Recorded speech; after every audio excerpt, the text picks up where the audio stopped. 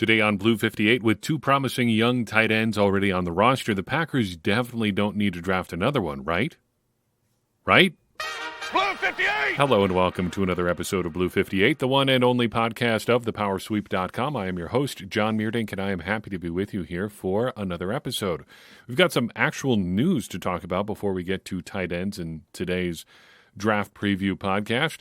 Packers, first and foremost, are going to be playing in Brazil this fall. I think that's pretty neat. You've probably seen the news by now.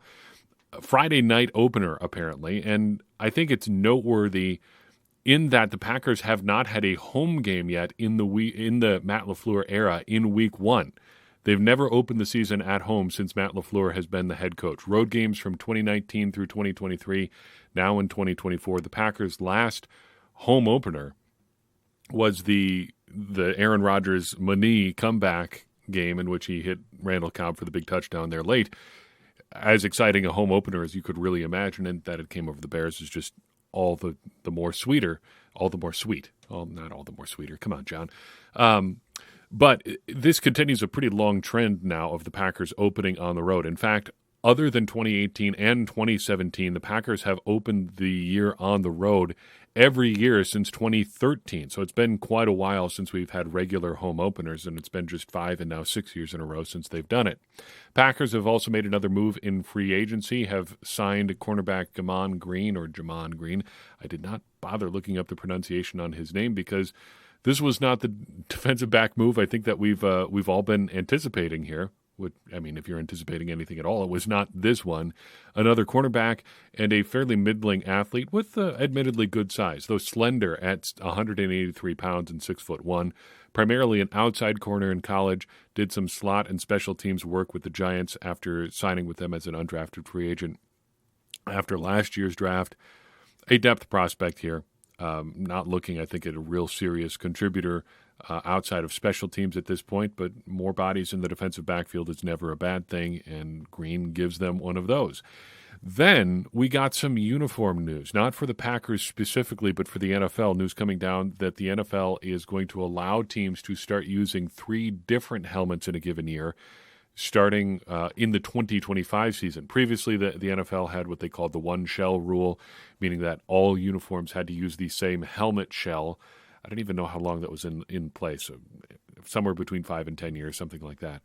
But it limited what teams could do with throwbacks and alternate uniforms because everything had to be with your standard issue helmet. That's why the Packers switched from their brown throwback helmet with the yellow circle throwbacks to the yellow one, and then things have gone on from there because all they had to do was remove the stickers from their yellow helmets. They didn't even bother changing the face mask, which is one of those things that really bothered me when they would wear their blue throwbacks, as they'd have a lot of green accessories in there, starting with the green face mask.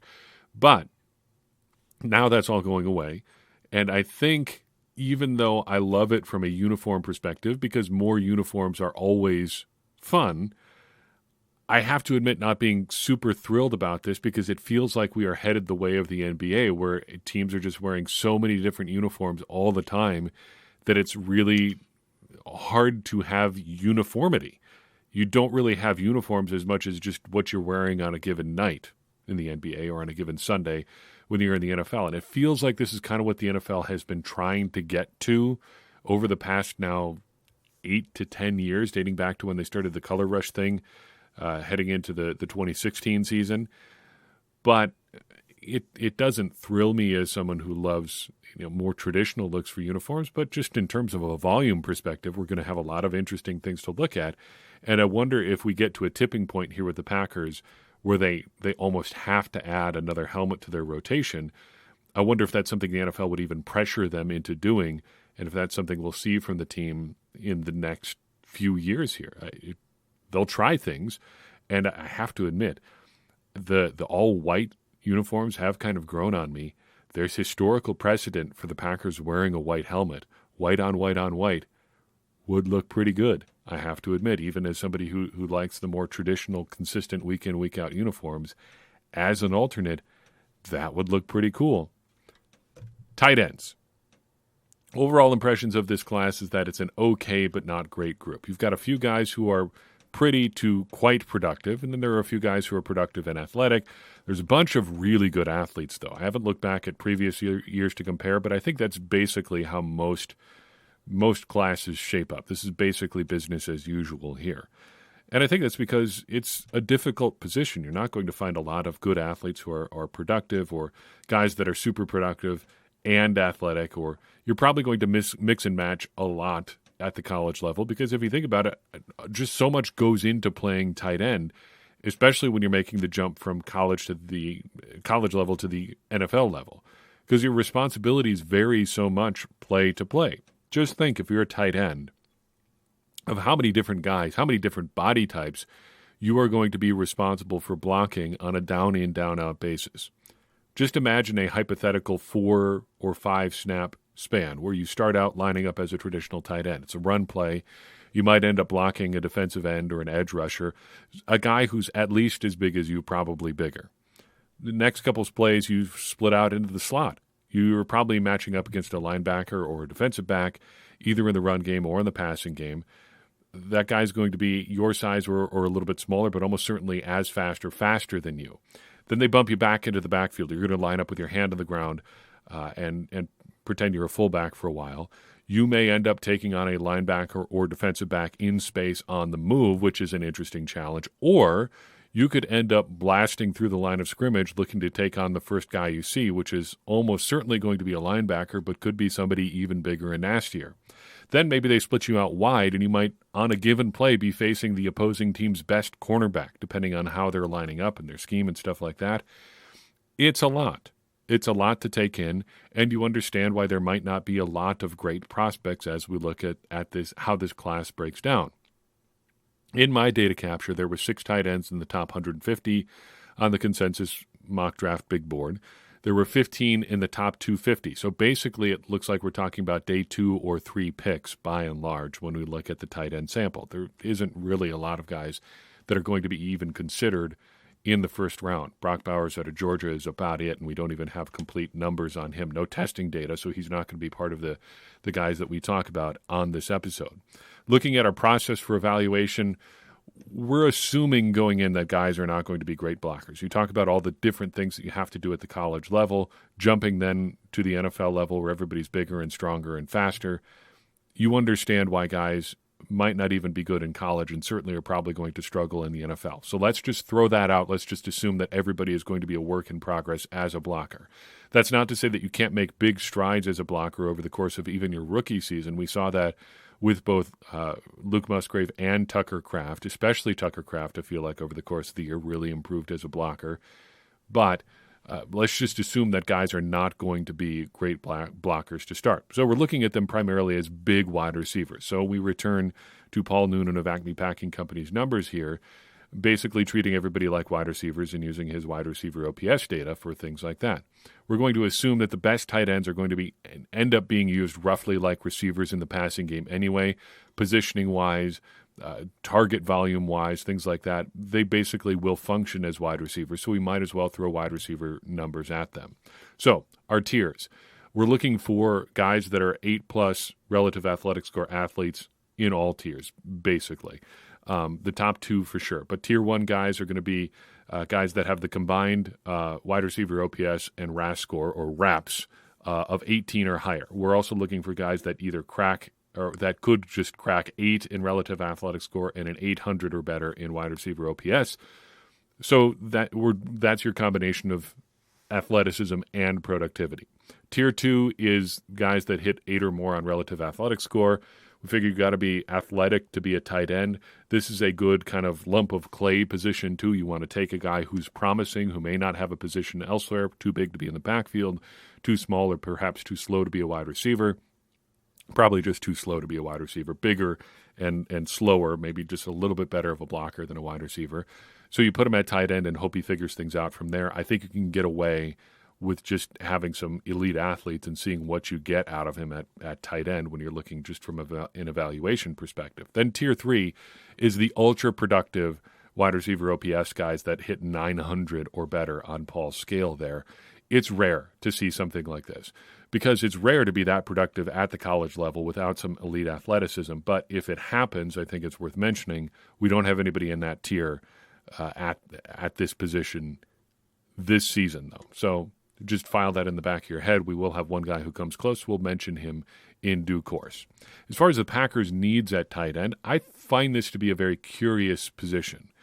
You are still very young, but very, very promising. And without going super deep into what they did last year, I think Tucker Kraft and Luke Musgrave both performed either as expected or even better than expected. The ups and downs, I think, are what we expected from them. And at their best, they looked like the best versions of, I think, what we expected from both of those guys. You also had Ben Sims around. His position is probably in a little bit of jeopardy with Tyler Davis coming back after his ACL injury late in training camp last year. But Josiah DeGuara is gone. I was going to say almost assuredly gone. He is gone. He is signed with the Jaguars now. And if there's an opening at tight end, it's for that DeGuara-esque role. I have some questions about the role that plays with the Packers, though, because we mentioned in our DeGuara recap, talking about what he did last year, that last year was basically the Josiah DeGuara experience. You're getting him playing in the backfield a lot. He lines up in the slot. He lines up as a wing, an H-back, whatever you want to call that. And it only amounts to, 192 snaps on offense? It doesn't seem like that's that big of a role in the offense anymore.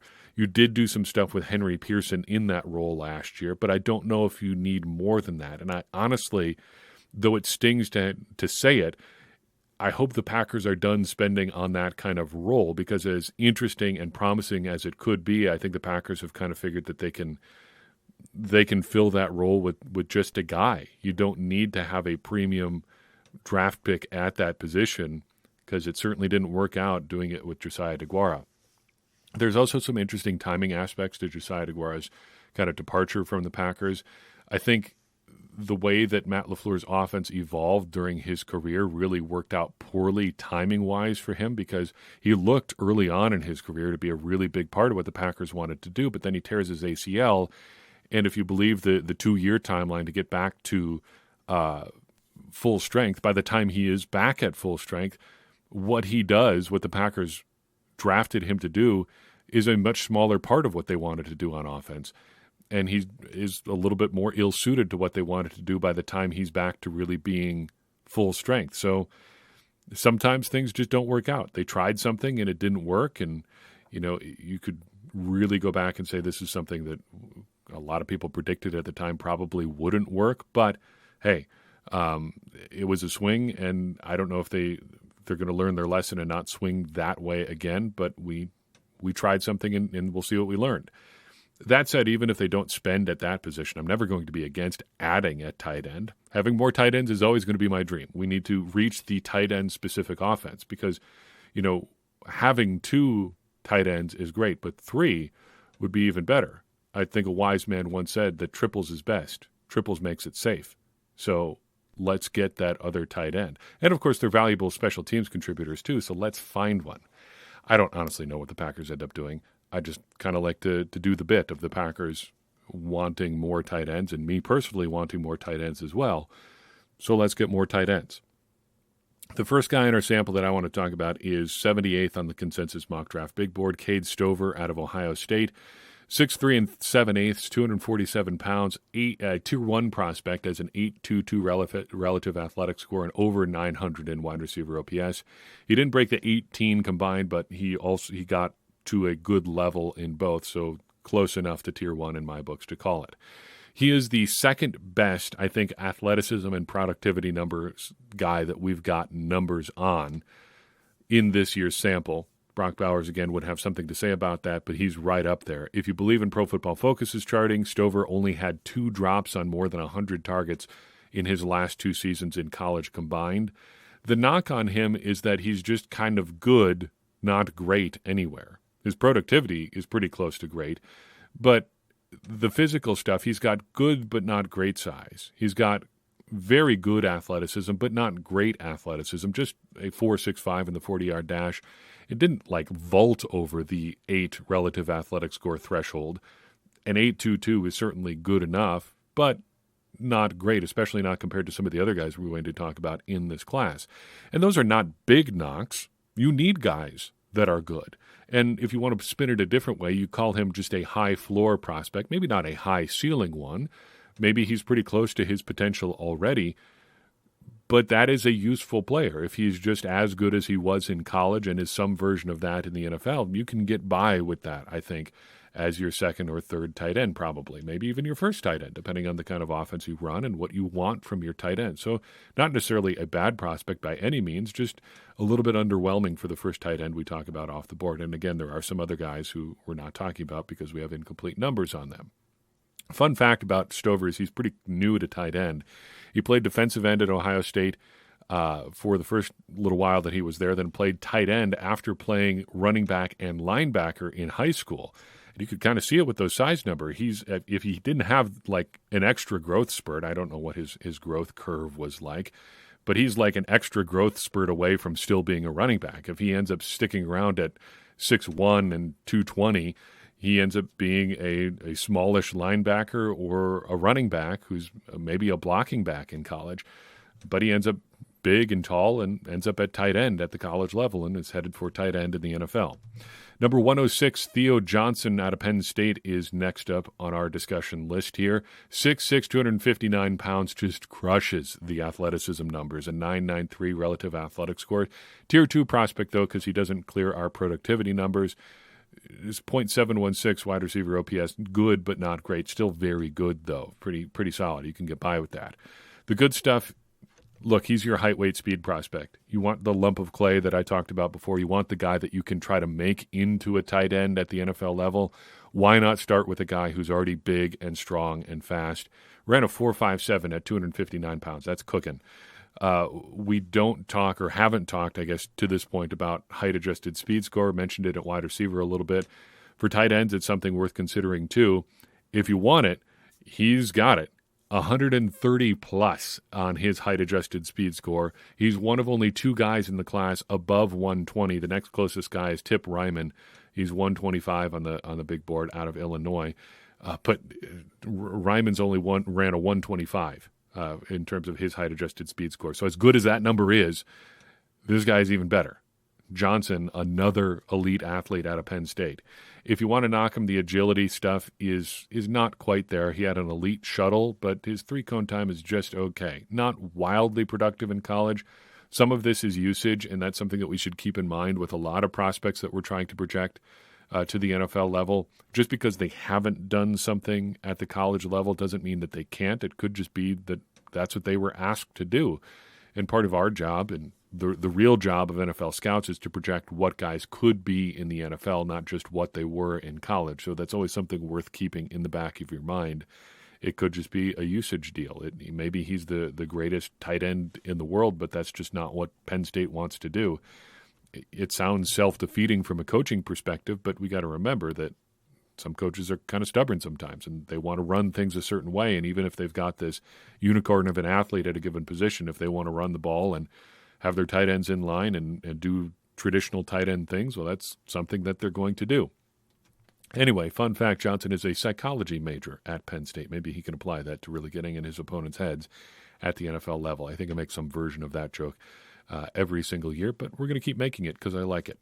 Number 108, Ben Sinnott out of Kansas State is our next prospect to talk about. 6'3" and 7/8", 250 pounds, a Tier 1 prospect on account of his 9.73 relative athletic score and .842 wide receiver OPS. He is right there athletically with Theo Johnson in just about everything. Bit slower on the 40, but there in all the athleticism stuff, he's slightly smaller, therefore a slightly smaller relative athletic score. One of the most versatile guys, pretty close to 60-40 split in terms of playing in the slot to inline on passing plays. You see him out wide a lot in his college career. 91 snaps in the backfield, too. Makes me wonder if maybe he's your DeGuara guy. Maybe. Might be a little bit of a stretch, but it's more than a lot of these other guys have in terms of backfield snaps. So let's not dismiss it out of hand, put it that way.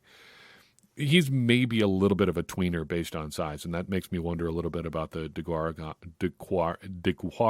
comp too there. We'll get all the words out eventually. What do you do with these guys that are big but not huge? Because for a normal human being, 6'3", nearly 6'4", and 250 pounds is pretty huge. Like, you would notice a guy like that if he walked into a room.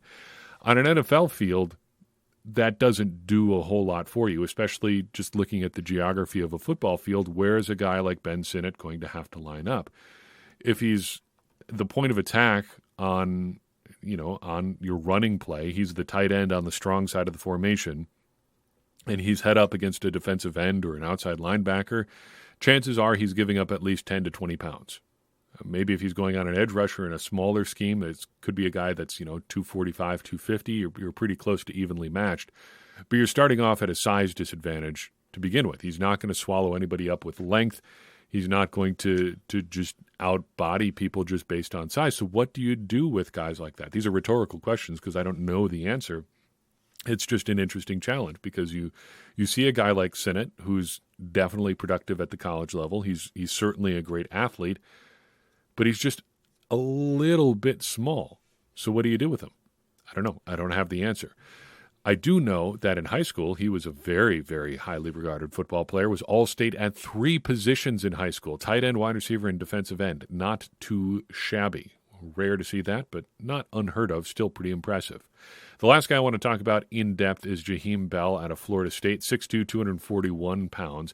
Misses on productivity, but plenty good as an athlete, over 8 on his relative athletic score. Profiles as one of your smaller slot guys. You would think of him as a backfield sort of guys. Really did not have any snaps there. I think it was single digits his final year at Florida State. Surprising a little bit given his size. He's basically fullback sized already. But spent a lot of time in the slot, a lot of time lined up tight to the formation. He's basically fullback-sized already, so his offensive use is probably going to have to change a little bit at the NFL level. Again, those tweener sort of guys need a specific role in the NFL, and I don't really know what role he falls into.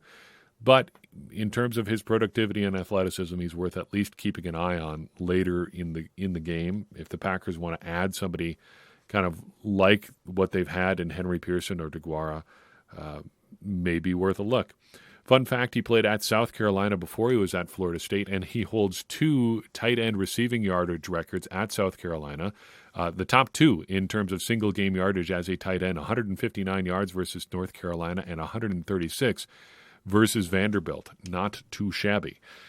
Everybody else, a few guys in the later portions of the draft, 4 I want to mention here. First, we've got Jared Wiley out of TCU, another super elite athlete, 6'6", 249, ran a 4.6, 240. Not too shabby at that size. Would take a look there. Tip Ryman out of Illinois. You want more athletes? Here you go. Nearly 6'5", 271 pounds, and put out a cool 4.6, 40-yard dash at that 271-pound figure. Not too shabby. Also aspires to be a strength and conditioning coach. I like that for him. That's a fun little nugget there. A.J. Barner out of Michigan, way down at 205 on the big board, is the annual tall, moderately athletic Michigan tight end. A 6'6", 254-pound prospect, 4.81 in the 40, so not lighting it up, but still at that size, a little bit hard to ignore. Then Devin Culp way down at 249. Another DeGuara possibility, though almost no snaps in college, but at 6'3", 231 pounds, he's not going to be a strong side, hand on the ground tight end in the NFL, so might as well look at him in the backfield if the Packers would end up drafting a guy like him. Now, I mentioned that there was a guy who was very close to just making that outrageously high 900 line on wide receiver OPS despite having just okay athleticism. If you're looking for that rare, productive, but not athletic in college tight end, Tanner McLaughlin out of Arizona is your guy. The agility numbers really sank him, so he's just got a 7.6 relative athletic score, but he was as productive as it gets at tight end, one of the highest numbers in our sample. If you're looking for a guy who just gets it done, he may be your guy. That's what the numbers say, at least. You would hope for a little bit better in terms of testing stuff, but hey, can't all be perfect. And if he learns how to turn, he would be a much more interesting athlete and a much more interesting prospect. And it could be that he just had a bad day. It could be that he didn't practice that or had poor coaching on something like that. So maybe he's more athletic than his testing numbers. You never really know. You can look. 2 guys can look at the same player on tape and differ about how athletic they think he is. Maybe this is the case with McLaughlin. You never really know. Maybe you get him on the field and he turns out to be a nice little bonus piece. Those are the tight ends. That's all I've got for you, and that's all I've got for you in this episode of Blue 58. I appreciate you tuning in. I'd appreciate it even more if you'd take a second and share this episode with someone you think would enjoy it. That's going to help more people find the show and get more people involved in this conversation you and I are having about the Green Bay Packers, which in turn is going to help all of us, me included, become smarter Packers fans. And as I always say, smarter Packers fans are better Packers fans, and better Packers fans are what we all want to be. I'm your host, John Meerdink. We'll see you next time on Blue 58.